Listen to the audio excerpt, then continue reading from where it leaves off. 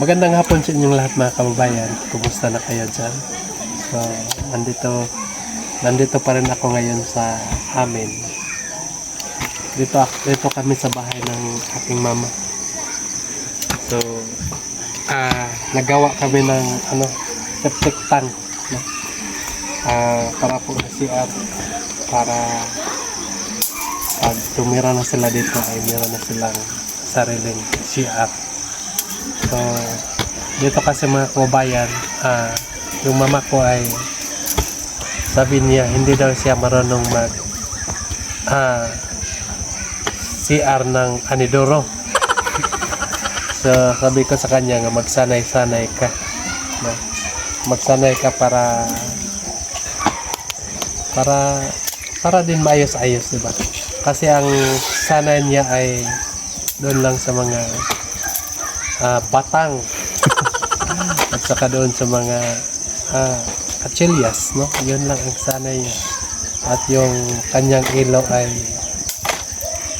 lawaan, no? Yun ang ilaw ng mama ko, no? Anong tawag dyan? Atsahin. Atsahin ng Pino-Pino, ayun ang ilaw, no? So iba talaga ang nung uno mga kababayan at sa ngayon. So, nagbili ako ng anidoro doon. Saka yung mga gamit pang CR doon na rin. So, para bukas ay tatrabahuin na ito. At siguro mga 25 ay lilipat na sila dito mga kababayan. So, panoorin nyo na lang ang aming pagtatrabaho dito. At nandito din yung pamangkin ko, no? Naghuhukay din siya ng naghuhukay din siya. Anong hinahanap mo dyan, buddy? Baka naghanap ka ng Yamasita. Naghuhukay siya para sa septic ng mga kababayan. So, dito sinusukat-sukat ko dito kasi ang aming lote namin ay dito lang taman. So, hindi na ako pwede dyan sa kabila. So, itong niyog siguro mga kababayan at kailangan ko itong putulin para malagyan ng bahay ng malagyan ng anidoro. Kasi walang malagyan sa anidoro mga kababayan kung meron itong niyog. So, dapat putulin itong niyog para may malagyan.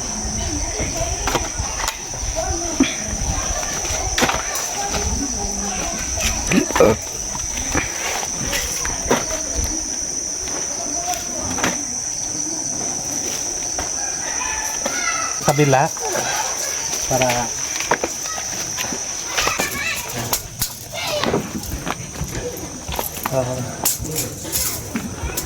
ang kulang na lang dito yung yung nandoon sa tindahan ng mama ko, hindi pa natapos.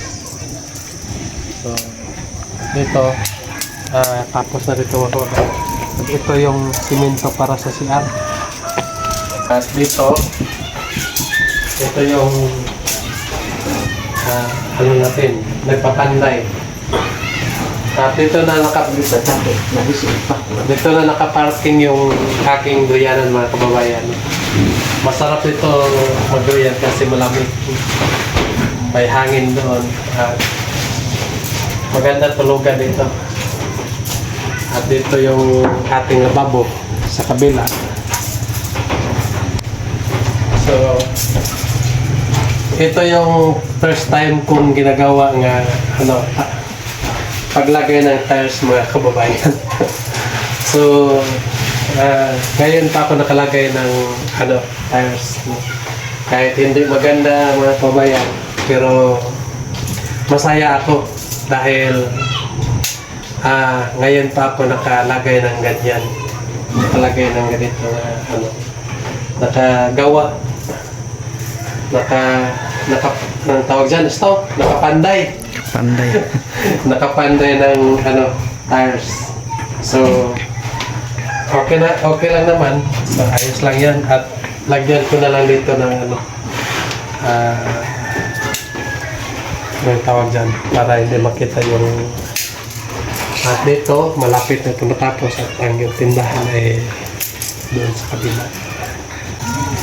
Maraming salamat po sa lahat ng mga sponsor natin at sa lahat nga nanonood ng ating YouTube channel. Maraming salamat po sa inyo. Salamat kay maraming salamat kay Sir Paul kasi yung glading niya ay nakalagay na, no? Nakalagay na dyan. At saka meron pang sobra mga kababayan. Ito ay idingding natin doon sa CR, no? So ano ito? Dapat ba dingdingan natin yung CR? Dapat lang, baka makita tayo.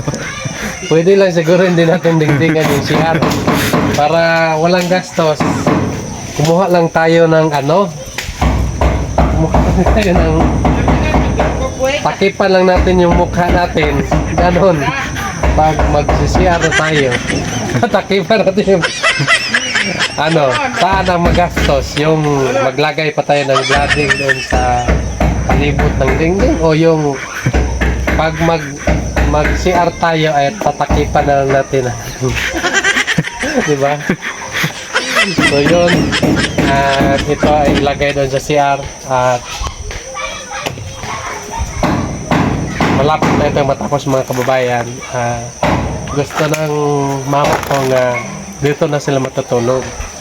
Ang sabi ko naman po sa kanya, huwag muna kayo matutulog dito kasi kapag matutulog na kayo dito, hindi na yan matapos. Sabi ko sa kanya, dapat tapusin muna natin bago kayo lumipat dito sa bahay niya. So kahit maliit lang itong bahay ng mama ko, okay lang mga kabayan kasi ilan din, isa lang yung mama ko tapos yung kapatid ko at saka yung anak ko. So okay lang ito mga kababayan kasi lang ito sa kanila. At iniulit ko po, maraming salamat po sa inyong lahat. Ang Ginoo magapanalangin ko na itong at ipaakyat natin yung bunga ng niyog. Bunga ba yan? Ipaakyat natin yung bunga ng niyog mga kababayan kasi kapag malaglag, maigo yung sin natin. So dapat kunin yung yung niyog para walang doon sa sin.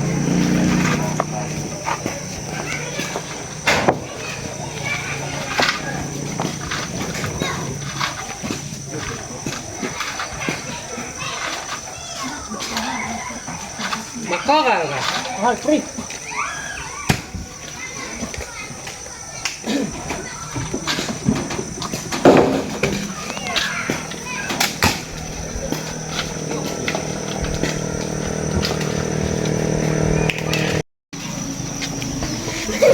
Ganito din panas parang gawa.